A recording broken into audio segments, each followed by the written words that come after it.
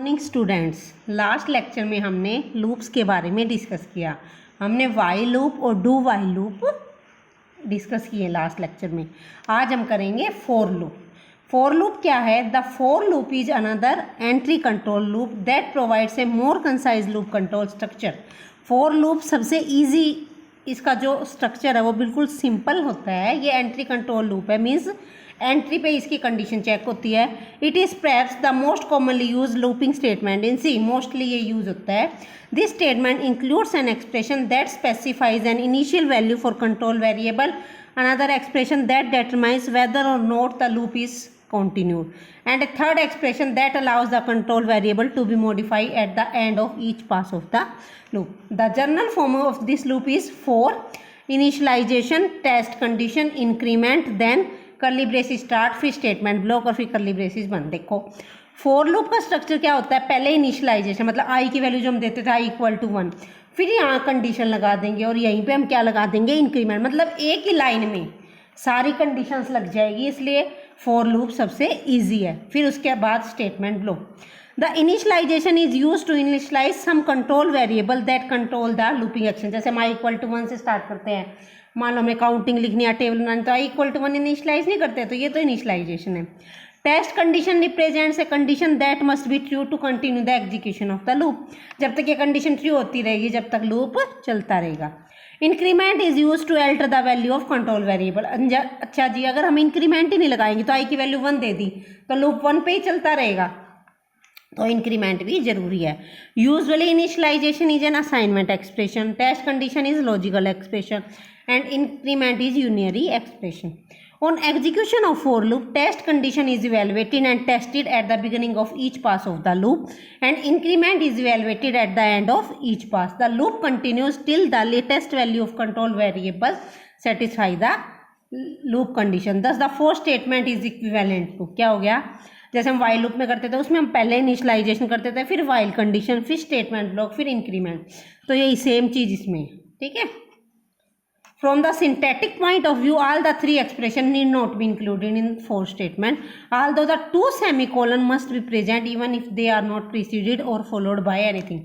ये क्या कहना चाह रहे हैं? देखो फोर लूप में ध्यान देना है, तीनों स्टेटमेंट आ रही है, तो ये दो कॉलन, इसमें सेमीकोलन भी अंदर आते हैं। तो ये कह रहे हैं कि जरूरी नहीं है कि आप ये तीनों कंडीशंस यहाँ डाल लो, मीन्स इनिशियलाइजेशन भी यहाँ दो, टेस्ट कंडीशन भी यहाँ दो और इंक्रीमेंट भी। ये आप जब ये इनिशियलाइजेशन शुरू में भी दे सकते हो, इंक्रीमेंट वाइल स्टेटमेंट की तरह बाद में भी दे सकते हो, बट जो ये सेमीकोलन है, ये दोनों के दोनों सेमीकोलन इसमें प्रेजेंट जरूर होने चाहिए। देखो क्या है, although the two semicolon must be present even if they are not preceded or followed by anything. The first expression may be omitted if variable is initialized outside the loop. The third expression can be omitted if other means are provided for control variable. However, if the second expression is omitted, it will assume to have a permanent value of 1 that is true. ठीक है, तो ये है हमारे पास। तो कैसे, अब example करते हैं। देखो इतना आसान प्रोग्राम है इसका।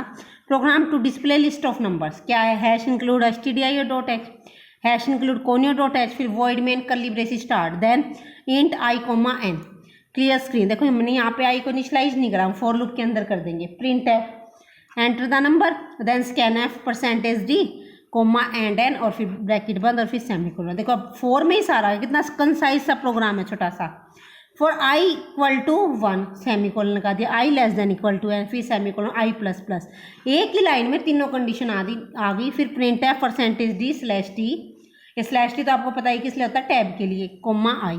अब देखो i1 है, यस, i<, अब आपको सपोज करो आपने एंटर द नंबर 4, मतलब 4 तक नंबर डिस्प्ले कराना चाह रहे हो, तो i की वैल्यू शुरू में क्या है? 1, i<4, 1<=4 है, हाँ जी, ठीक है। तो फिर क्या हो गया? i++, फिर क्या कर दो? 2, i++ हो गया, i2 हो गया, फिर टाइप हो गया हमारा क्या? 2, देन i क्या है? 3, 2 हो गया, 2, देन 2<4 है, 2++3 हो गया। ऐसे होते चले जाएंगे और ये हमारा लूप बन जाएगा, ठीक है। तो ये बिल्कुल सिंपल प्रोग्राम है, बिल्कुल जैसे वाइल स्टेटमेंट और डू वाइल स्टेटमेंट की थी, सेम फॉर लूप है, बस इनको इनिशियलाइज करने का, इनको डिफाइन करने का तरीका डिफरेंट है। Comparing this program with program given in while loop, we observe that the loops can be written more concisely using the for statement than the while or do while statement. The for statement like the while and do while statement can be used for executing the loop. However, the for statement is particularly well suited for loops in which the number of passes are known in advance. अगर आपको पहले से ही पता है कि कितनी बार loop चलेगा तो हम for लूप लगाते हैं. As a rule of thumb, it is recommended to use while loop when the number of passes is not known in advance. And अब देखो हमें पता था, हमें 4 तक की गिनती करानी है, पहले से ही पता है. हाँ, ऐसे ही हमें अगर टेबल कराना तो हमें पता है 2 से लेके 10 तक ही आएगा, 1 से लेके 10 तक ही आएगा. And use the for loop when the number of passes is known in advance. ठीक है. अब नेक्स्ट है नेस्टेड कंट्रोल स्ट्रक्चर. हमने देखो नेस्टेड इफ स्टेटमेंट भी करी थी. क्या था नेस्टेड इफ स्टेटमेंट्स में कि इफ स्टेटमेंट के अंदर इफ स्टेटमेंट, फिर उसके अंदर फिर से इफ स्टेटमेंट, वो एक नेस्ट सा बन रहा था, तो उसको हम बोलते थे नेस्टेड इफ स्टेटमेंट. ऐसे ही क्या है नेस्टेड कंट्रोल स्ट्रक्चर, जैसे इफ एल्स में होता है ऐसे लूप्स में भी हो सकता है. Loops like conditional statement if else which can be nested one within the other. The inner and outer loop need not be of the same type. मतलब क्या for loop के अंदर while loop लगा सकते हैं और while के अंदर for भी लगा सकते हैं. It is possible to nest a for loop inside a while loop and so on.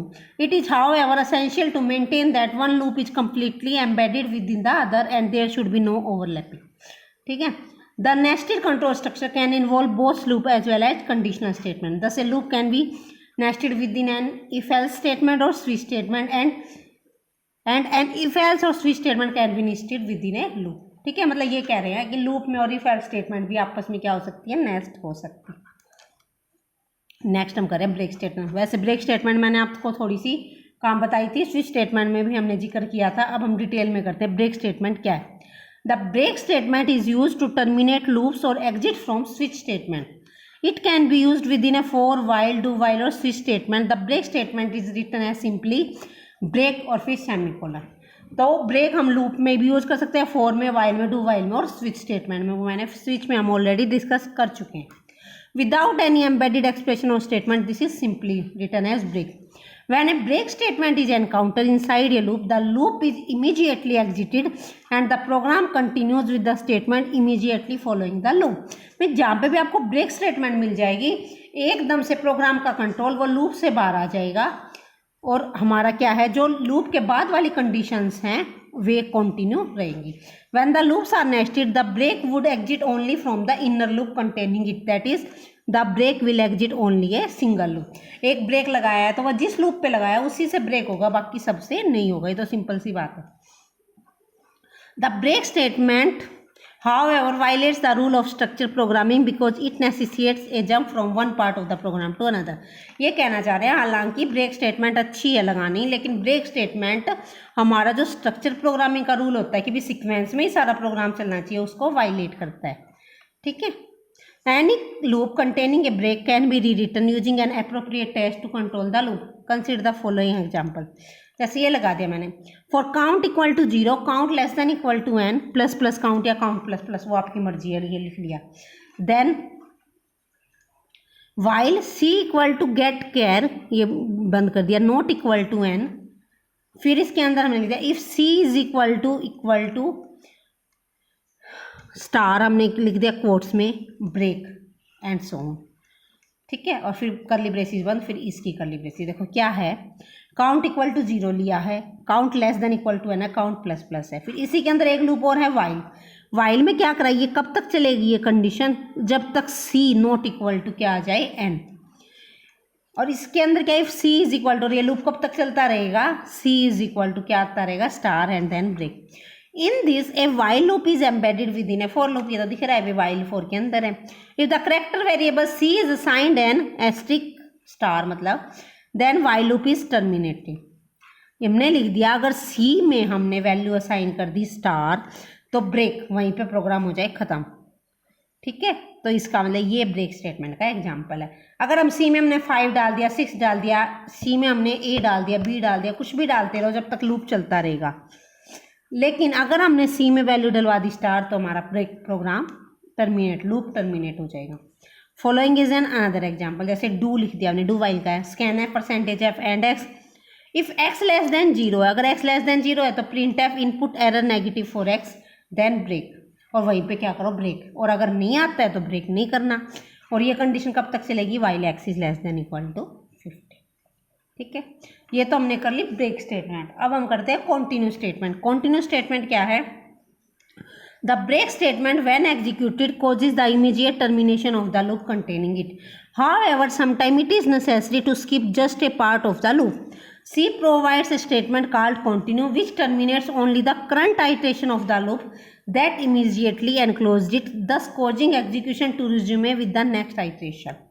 ठीक है, देखो ब्रेक का मतलब ब्रेक करना, कंटिन्यू मतलब कंटिन्यू करना। तो जहाँ पे ब्रेक स्टेटमेंट हो उसके आगे अगर हमने कंटिन्यू स्टेटमेंट डाल दी तो सिर्फ एक ही उस पर वो काम करेगा, एक ही दिन के लिए काम करेगा। जैसे आप एक सिंपल सा एग्जांपल ले लेते हैं, जैसे हम मान लो अलार्म लगाते हैं अपने फ़ोन में, अगर हम उसको ऑफ करते हैं तो वो ऑप्शन देता है, आप इसको परमानेंटली रोज के लिए बंद करना चाह रहे हो या आज आज का बंद करना चाह रहे हो। अगर आपने रिपीटेड अलार्म लगा रखा तो सेम चीज़ यही है। ब्रेक स्टेटमेंट के साथ अगर कंटिन्यू स्टेटमेंट लगा देते हैं तो सिर्फ आज के दिन के लिए, मतलब उस स्टेटमेंट के लिए ये प्रोग्राम ब्रेक होगा, फिर बाकी के लिए when continue statement is encounter program हमारा चलता रहेगा नेक्स्ट आइटरेशन तक। Rather the remaining loop statement are skipped and the computation proceed directly to the next part of the loop. ठीक है, और ये सिंपली जैसे ब्रेक लिखा जाता है ऐसे ही कंटिन्यू स्टेटमेंट लिखी जाती है। ठीक है, जैसे ये एग्जांपल लिखा, do scanf percentage f and x if x is less than 0, printf input error negative value for x then continue. फिर ये यही कंटिन्यू करो, ये इनपुट भी कर दो और फिर कंटिन्यू रखो, और कब तक? जब तक while x is less than equal to 50। The continue statement can be easily replaced by an if statement but in complex situation it may be easier to use continue. बार बार इफ डालेंगे तो प्रोग्राम कन्फ्यूज हो जाएगा, तो इसलिए हम क्या करेंगे, कंटिन्यू स्टेटमेंट यूज कर सकते हैं। इन सब के बाद हमारा एग्जिट फंक्शन। एग्जिट फंक्शन क्या है? The exit function is use to terminate the execution of a C program. It is a standard library function included in the header file stdlib.h। ये स्टैंडर्ड लाइब्रेरी .h इस वाली header file में होता है, standard library में। और इसको कैसे लिखते हैं? एग्जिट और ब्रैकेट में status. Here status is an integer value that the termination of the program returns to the operating system. The exit function terminates the calling process. Before termination, exit does the following: close all the file, writes buffered output to standard output device that is on monitor, calls any registered exit functions. ठीक है, तो इससे क्या होगा, अगर हम ये statement डाल देंगे तो हम प्रोग्राम से बिल्कुल एग्जिट हो जाएंगे, सारी फाइल क्लोज हो जाएगी। जो आउटपुट है, बफर्ड आउटपुट है, वो मॉनिटर पे दिख जाएगा और बाकी हम प्रोग्राम से क्या कर जाएंगे, exit. As a program is executed its output is temporarily stored in buffer memory. When the program execution is complete the contents of the buffer are pass to the standard output device. ठीक है, तो आज के लिए इतना ही। ये loops आप कर लेना, सारे लूप्स हो गए। हम नेक्स्ट वीडियो में हम क्या करेंगे, लूप से रिलेटेड कुछ जो प्रोग्राम्स है वो करेंगे। Thank you.